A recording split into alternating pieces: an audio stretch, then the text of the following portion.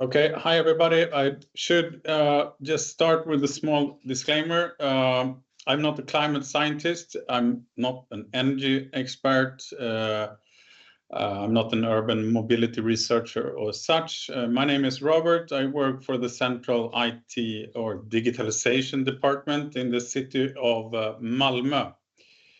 That means that there is lots of people, if not all, in this meeting that understands the climate challenge itself much better than I do.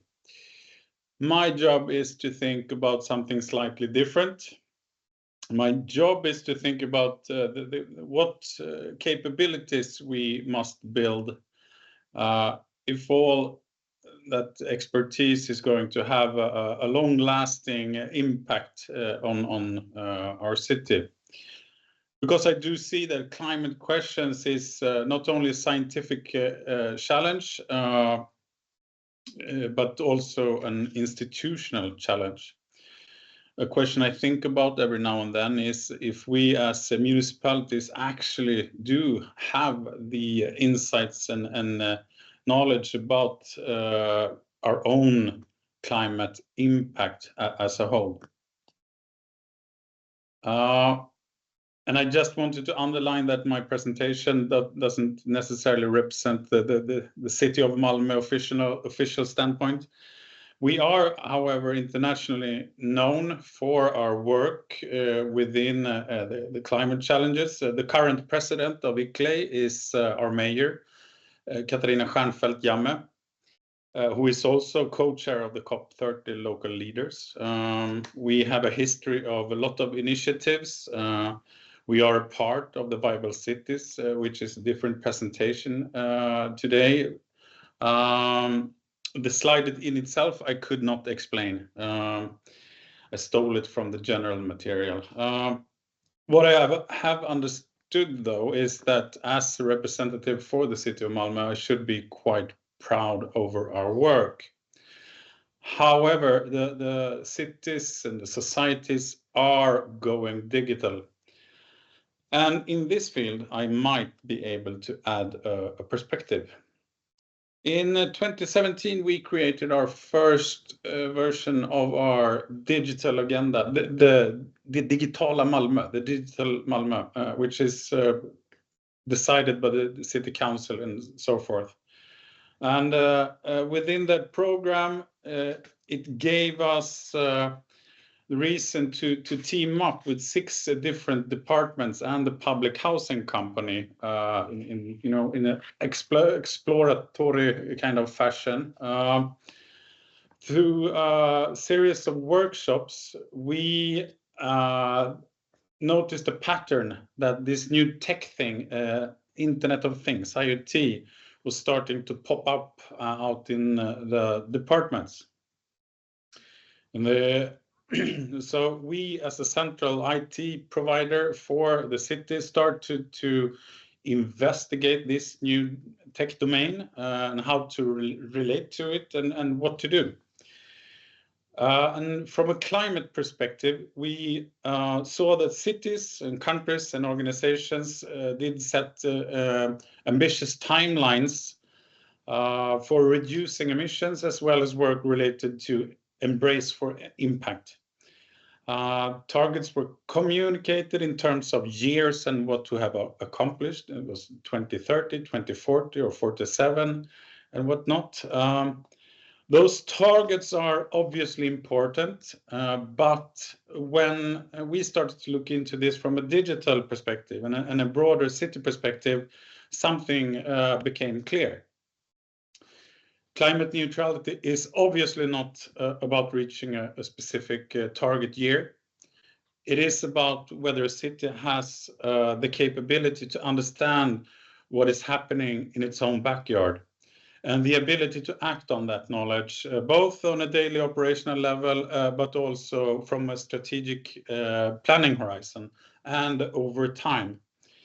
Because the transition we are talking about, it's not a single intervention, it's a continuous management of complex urban systems. When you look at how climate initiatives are often organized in cities, another pattern starts to appear. Climate work is very often organized as projects or in a specific department context. It's pilot projects, innovation projects, and technology demonstrations, etc. And most, if not all of those are valuable. They test new ideas, introduce new technologies, and help us move forward. But there is a structural limitation here because climate neutrality is not really a project problem or a domain-specific problem. It is an institutional problem, and the things that determine cities' emissions are deeply interconnected systems where one thing has an impact on the other. Those initiatives or projects typically follows organizational structures. However, climate impact does not. If climate neutrality is a macro kind of question with local solutions, then cities must be able to understand how those systems actually behaves. We have energy systems, we have buildings, mobility, urban planning, water and waste, and people flows, and also security and safety. In most cities, if not all cities, this information is scattered. It sits in different systems, in different departments, and very often inside vendor platforms. Which means that cities may have dashboards everywhere, but still lack a coherent understanding of the city as a system of systems. And this creates a serious limitation. Because if we do not control and easily can access and analyze our data, we do not control our climate intelligence. And this is not primarily a technology problem. It's a question of governance, information structure, and long-term digital capabilities. Looking at these challenges, a broader principle starts to emerge. If cities are expected to manage the transition towards climate neutrality, then they must also retain the ability to understand and steer their own systems. And this leads to a simple conclusion. A climate neutral city must also be a digital sovereign city. Not in a geopolitical sense, even if that's also a valid perspective in these times, but in a very practical sense. Cities must retain the ability to own their own data, control the data, understand the data, and be able to combine different data from different domains. And lastly, continuously manage and evolve their digital infrastructure over time. And even if we cherish and to some extent are dependent on our external vendors, the private sector, we cannot outsource this to fancy cloud solutions by default. We can't allow external suppliers and vendors sit on top of and decide how and when to evolve things and how to manage data. Otherwise, the capacity to steer the transition becomes limited. In Malmö, we certainly do not claim to have solved this. This is a pattern that I think most recognizes. But starting out with the Digitala Malmö and the work we did there, we defined an architecture to address these mentioned viewpoints. We had a boss that trusted us and sorted out limited but still funding. And based on our architecture in this framework, we started to build. Without no actual business side requirements, we still assumed we would rapidly become very successful and loved by everybody. By the way, the guy on the left is Stuart Brand. He's an author and publisher. And in the first Hackers Conference in 1984, he coined the phrase, information wants to be free. And I think that aura has been with us. Our current capability is first off open. We try to adhere to standards whenever and if possible. If it's just long-term, more financial, economical and pragmatic to try to avoid customized things, let alone proprietary vendors, situations. It's also modular. The tech stack is built with several different components with different responsibilities, and these components can be replaced when and if there is a reason. And that means that our tech is adoptable and designed for change, because we know that new requirements will pop up, as well as new technical capabilities, or tech evolves.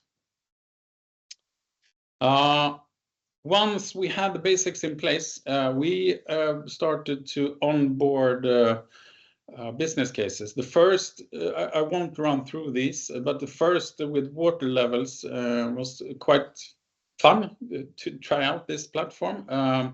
Previously, the guys took their bike and went down and did an analog reading and went back and put the data into a spreadsheet. And today they have a real-time insight on the water levels in both the sea and the canals in Malmö. They actually have historical data since 2019, which is interesting. And since then, we have slowly onboarded case by case. And now today we are 10 people sitting down every Thursday, going through our shared bucket list of ongoing activities and projects based on an agreed process and a set business model. I wouldn't say that we are loved by everybody yet, or even that super successful yet, but we have developed a serious and established capability within Malmö that is growing in use cases. And that means we will continue developing the digital foundations that will allow the city to understand and manage the data over time. We're thinking not just 1 or 2 years, we're thinking 5, 10, 15, 25 years. To structure information in a shared way and to build a digital infrastructure that can evolve as the city's needs change. This is very much still an ongoing journey, but it changes how we, at least from an IT perspective, think about climate initiatives. Climate neutrality, as well as other aspects of digitalization, require expertise from different fields. We need the energy planners, the urban planning, the environmental science, the policy making, etc. But it will also require cities to build the digital capability that allows all of this knowledge to work together and try staying away from getting hooked or limited to specific siloed solutions and difficult procurement processes. That means that when you design your smart city initiatives, your sensor solutions, your digitally monitored nature-based solutions, or whatever initiative you're working on, please bring in your internal senior IT staff into the mix. Not the vendors or suppliers, they'll come in later on. But make sure you have a long-term perspective that ensures your sovereignty, because in the end, we cannot outsource climate responsibility, but we must build the capability to carry it. Thank you.